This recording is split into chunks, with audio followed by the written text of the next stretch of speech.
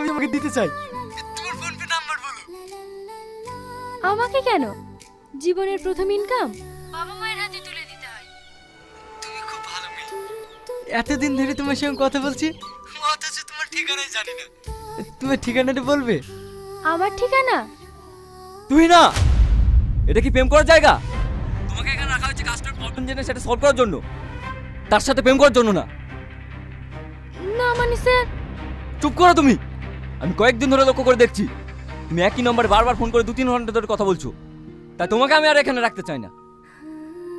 না স্যার, এরকম করবেন না। আপনি তো সবই জানেন।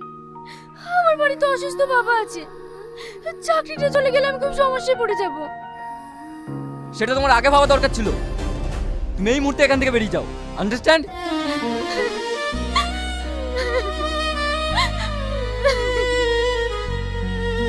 কাজটা হয়েছে?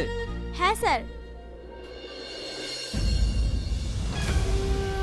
দাদা, এখানে কোনো কাজ পাওয়া যাবে? না না, কোনো কাজ নেই, যাও।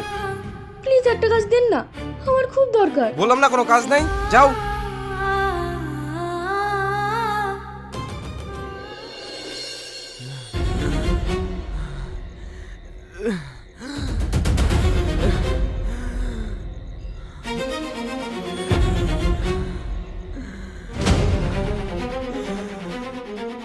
আব্বা, আব্বা, আব্বা, তোমার খুব কষ্ট হচ্ছে আব্বা?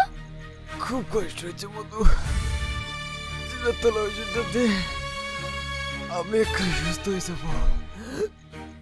আব্বা, ওষুধ তো পড়ে গেছে। মরে গেছে।